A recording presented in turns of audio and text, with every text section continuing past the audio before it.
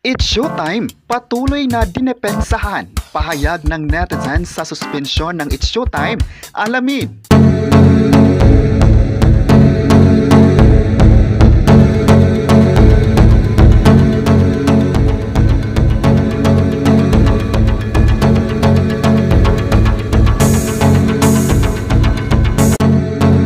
September 9, 2023, dumarami pa ang nagpakita ng suporta sa longest running noontime show ng ABS-CBN matapos ang release ng statement ng MTRCB na bigyan ng 12-day suspension ng programa.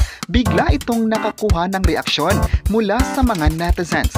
Maalalang unang nagbigay ng komento ang soap opera writer na si Suzette Doctolero na sinundan naman ito ng UP Department at ngayon isa namang dating chairman ng MTRCB noon ang nagbigay ng komento o insights tungkol dito.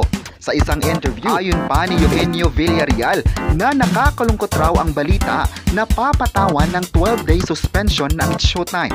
Dapat raw tingnan ang desisyon at alam niyang marami sa mga tao ang maaapektuhan dito. Maaapektuhan din dito ang mga staffs o mga taong patuloy na tumulong para maipalabas ang It's Showtime.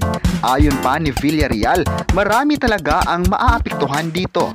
Ayon sa rules and regulation, ang suspension ay magpapatuloy habang aapila naman ng ABS-CBN ng motion for reconsideration. Ayon naman sa isang attorney na na-interview din ng isang online news program, sumang-ayon siya na pababain ng MTRCB Chairperson Lala Soto dahil sa nangyari ngayon sa It's Showtime. Ayon pa sa balita, ang sinabing suspensyon na hindi kasali si Lala sa mga bumoto. Natanong din ng netizens kung sino-sino ang mga taong nagreklamo tungkol sa nangyaring kabastusan ng noontime program. Kailangan daw na ilabas ng MTRCB kung sino ang mga complainants nito. Pero ayon pa sa pahayag ng MTRCB, wala silang masasabi tungkol dito. Maalalang nagbigay din ng UP Department ng pahayag tungkol sa suspensyon ng It's Showtime.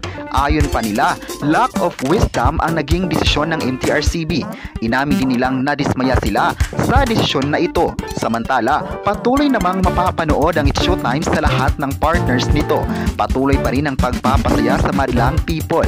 Marami ding netizens ang nagpakita ng suporta at ipinakita nila na mahal nila ang longest running noontime program. Ang It's Showtime raw ay buhay nila sa pananghalian. Asa talaga sila na malalagpasan din ito at para patuloy ang sigla ng mga kapamilya. Hindi raw matitinag ang suporta nila sa paboritong noontime program ng ABS-CBN. Patuloy lang ang suporta ng mga kapamilya.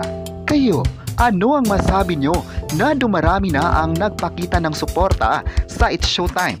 I-comment na kung sang-ayon ba kayo dito at huwag kalimutang i-subscribe ang ating YouTube channel.